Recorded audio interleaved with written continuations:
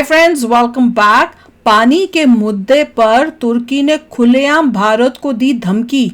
दुनिया हैरान, 70 देश एक साथ आए। सेना का पहला, चलो देखें भैया। अभी भी इसका मतलब टर्की जो है वो हर चीज में जो है अब बीच में घुस रहा है और पाकिस्तान का साथ दे रहा है। Let's see. तो वीडियो शुरू करते हैं। वीडियो शुरू करने से पहले अगर आप चैनल पर नए हो और आपने अभी तक सब्सक्राइब नहीं किया तो जल्दी से पहले सब्सक्राइब के बटन और बेल आइकन को क्लिक कर लो ताकि आपको हमारे सारे न्यू वीडियोस के नोटिफिकेशन मिल जाए जैसे हम अपलोड करें। अगर आपको वीडियो पसंद आता है प्लीज लाइक एंड शेयर। चलिए शुरू करते हैं। मुस्लिम देशों का खलीफा बनने के चक्कर में अर्दोगान आज की डेट में जो हरकतें कर रहे हैं उसके कारण देश पहले ही एक डॉलर के लिए तरस रहा है। टर्की के लोग देश छोड़कर यूरोपियन यूनियन भागने की कोशिश कर रहे हैं। टर्की के अंदर इन्फ्लेशन और करेंसी संभल नहीं रही है। ये सब कम नहीं था कि अब अर्दोगान भारत से पंगे लेने स्टार्ट हो गए हैं। टर्की के प्रेसिडेंट अर्दोगान ने भारत को इंडस वाटर ट्रीटी के ऊपर क्या धमकी दी है, जयशंकर सर की सिक्योरिटी में क्या बदलाव किए गए और दुनिया के 70 से भी ज्यादा देशों के लिए भारतीय सेना ने कौन सी ब्रीफिंग रखी थी, इसके साथ ही और कई सारी इंपॉर्टेंट न्यूज निकल कर आ रही है जो आपको मेन स्ट्रीम के न्यूज चैनल्स के ऊपर देखने को नहीं मिलेगी। इसलिए इस वीडियो को अंत तक देखिएगा।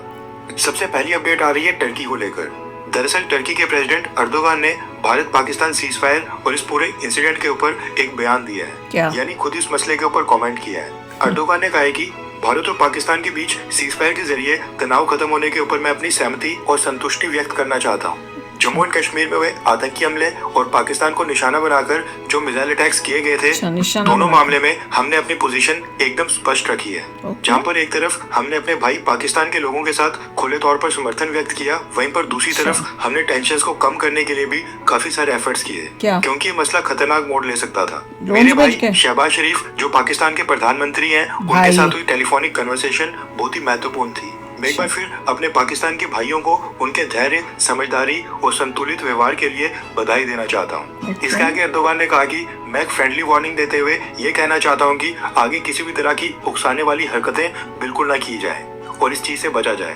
पाकिस्तान को भी उकसाया ना जाए। अब अर्दोगान ने यहाँ पर वार्निंग देते हुए भारत का नाम तो नहीं लिया, लेकिन फ्रेंडली वार्निंग देते हुए जो कमेंट किया है ये भारत के लिए ही था, क्योंकि पाकिस्तान का भारत के ऊपर आरोप है कि भारत ने पाकिस्तान को उकसाया था। इसके आगे अर्दोगान कहता है, मुझे पूरा विश्वास है कि सीज फायर के बाद जो शांत माहौल बना है दोनों देशों के बीच, ये जो शांति आई है इससे बाकी प्रॉब्लम्स के रेजोल्यूशन में भी मदद मिलेगी, खासकर दोनों देशों के बीच पानी के मुद्दे का हल निकालने में। इंशाल्लाह हम हर अच्छे बुरे समय में पाकिस्तान के भाइयों के साथ खड़े रहेंगे, ये कहना है अर्दोगान का। अब अर्दोगान ने एक तो फ्रेंडली वार्निंग के नाम पर ये धमकी भी दे दी कि दोबारा उकसाया ना जाए, और दूसरा तो इसने स्टेटमेंट में भारत और पाकिस्तान के बीच के पानी के मसले को भी मेंशन किया है। भारत ने जो इंडस वाटर ट्रीटी को सस्पेंड करके पाकिस्तान का पानी रोका है, ये अर्दोगान उसी के बारे में बोल रहा है, क्योंकि पाकिस्तान लगातार दुनिया के बाकी देशों को कह रहा है कि भारत उसका पानी रोक रहा है और एक इंटरनेशनल एग्रीमेंट को तोड़ रहा है।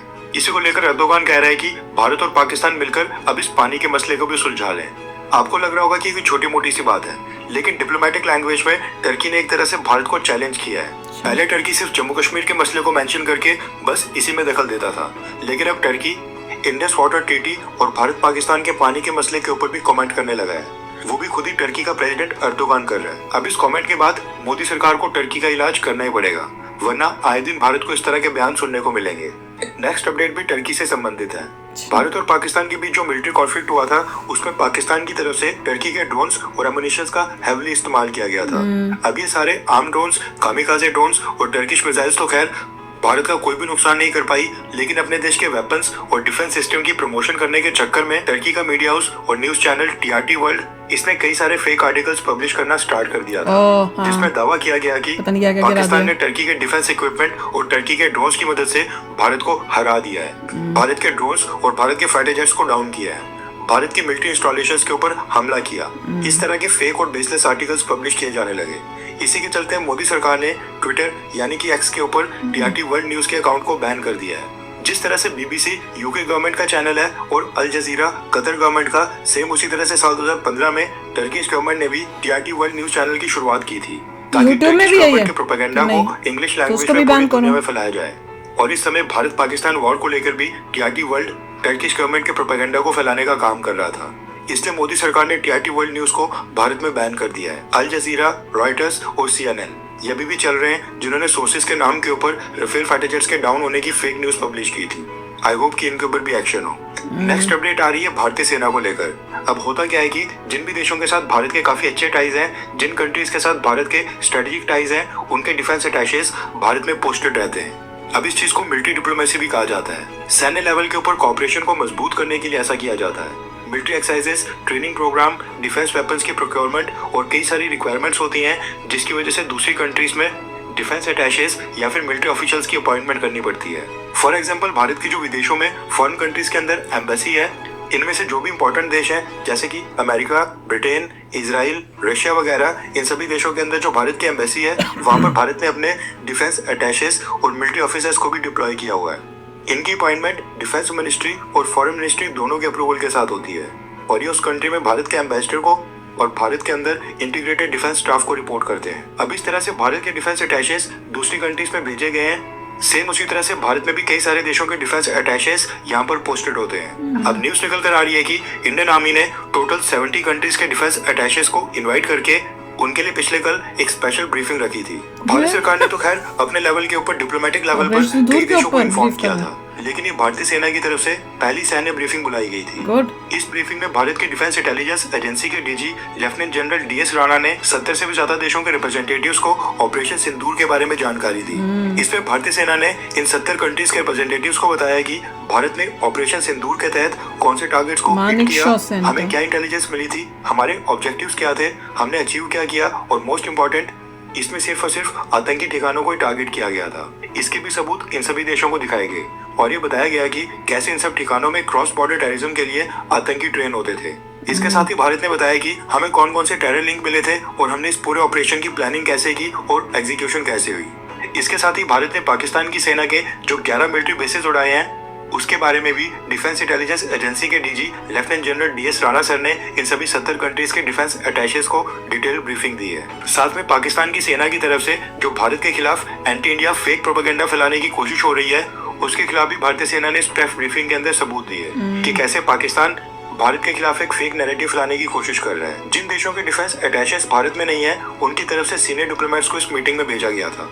एंड आप इस पिक्चर में देख सकते हैं कि कुछ कंट्रीज के डिफेंस अटैचेस यानी कि सैन्य ऑफिसर्स ब्रीफिंग के नोट्स भी बना रहे हैं, यानी इंपॉर्टेंट पॉइंट्स नोट कर रहे हैं जो इंडियन आर्मी की तरफ से प्रेस ब्रीफिंग में उनको बताया जा रहा है। ये ब्रीफिंग पिछले कल न्यू दिल्ली में मानेकशॉ सेंटर में हुई थी। नेक्स्ट अपडेट आ रही है भारत के विदेश मंत्री जयशंकर सर की सिक्योरिटी को लेकर। दरअसल जयशंकर सर की सिक्योरिटी को लेकर कुछ इनपुट्स मिले थे, जिसके चलते अब जयशंकर सर के सिक्योरिटी कवर को और टाइट करने के आदेश दे दिए गए। जयशंकर सर की सिक्योरिटी कॉन्वॉय में 2 एडिशनल बुलेट प्रूफ व्हीकल्स को ऐड करने के लिए कहा गया है। जयशंकर सर का जो दिल्ली का रेजिडेंस है, वहाँ पर भी 24/7 सिक्योरिटी को इंक्रीज करके एक्स्ट्रा लेयर प्रोवाइड करने के आदेश दिए गए। इससे पहले लास्ट टाइम जयशंकर सर का सिक्योरिटी कवर अक्टूबर 2023 में अपग्रेड किया गया था। उस समय इंटेलिजेंस ब्यूरो की थ्रेट असेसमेंट रिपोर्ट के बाद जयशंकर सर को वाई कैटेगरी से अपग्रेड करके जेड कैटेगरी का सिक्योरिटी कवर दिया गया था। इस बार भी भारत पाकिस्तान कॉन्फ्लिक्ट के चलते सिक्योरिटी रिव्यू की गई थी और जयशंकर सर को अब एक्स्ट्रा सिक्योरिटी दी जा रही है। जेड से भी ऊपर अभी भी जेड सिक्योरिटी कवर में ही फॉल करेंगे, लेकिन उनके प्रोटोकॉल में एडिशनल बुलेट प्रूफ व्हीकल्स और ट्रूप्स को ऐड किया जाएगा। नेक्स्ट अपडेट आ रही है अफगानिस्तान से। अब क्योंकि चेस की इन्वेंशन भारत में हुई थी, इसलिए सोचा आपके लिए न्यूज इंटरेस्टिंग होगी। दरअसल अफगानिस्तान से न्यूज निकल कर आ रही है कि तालिबान रेजिम की मिनिस्ट्री ऑफ सपोर्ट्स और इस्लामिक प्रैक्टिसेस को प्रमोट करने वाली मिनिस्ट्री ने चेस गेम को इस्लाम के अंदर हराम बताते हुए पूरे अफगानिस्तान में ही चेस खेलने के ऊपर बैन लगा दिया है। यानी कि आज के बाद अफगानिस्तान में कोई भी चेस नहीं खेल अच्छा किया है। इसके साथ ही अफगानिस्तान चेस फेडरेशन को भी डिसॉल्व कर दिया गया है। तालिबान रेजिम का कहना है कि चेस इस्लाम में हराम है, इसलिए वो इसकी परमिशन नहीं दे सकते हैं और आज के बाद पूरे अफगानिस्तान में कोई भी इंसान चेस की गेम नहीं खेलेगा। सब बंद कर। हद्दी है। जब उन्होंने बोला ना अफगानिस्तान से और चेस से, मेरे को लगा कुछ अच्छा किया है, कोई बेटरमेंट किया अपने लोगों के लिए। ये तो उल्टा ही करते जा रहे हैं भाई, केवमैन की तरह बनते जा रहे हैं। बाप रे, पता नहीं क्या कर रहे हैं देश का, अपने लोगों का, कहाँ पे, किस जमाने में। लेडीज की उन्होंने वो बंद करा दी, एलिमेंट्री के ऊपर पढ़ाते नहीं है, रिवर्स गियर में जा रहे हैं पूरे। बहुत एक्सट्रीम ही होता जा रहा है, बहुत ही बुरा हाल है। और जो बता रहे थे जयशंकर के बारे में, उनका वो भी वही सिक्योरिटी हाई कर दी है। जेड है ही, पर जेड से भी उसमें भी एक्स्ट्रा 2 और गाड़ियां ऐड ऑन कर दी हैं।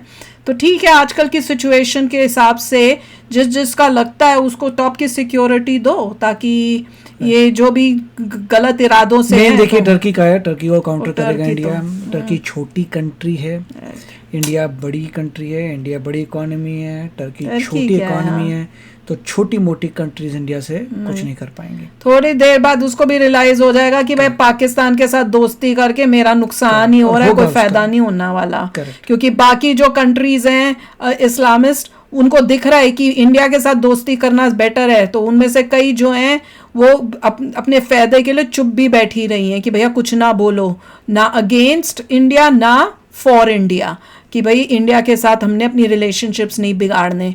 इन्होंने इतनी हेल्प लेने के बाद भी जब अपने इंडिया से रिलेशनशिप जो है सोच लिया कि खराब ही करने, पाकिस्तान से ही दोस्ती बनानी और भाई बनाना है, तो फिर अब आगे का जो भी होगा वो फिर होता जाएगा, वही आप you are responsible for it.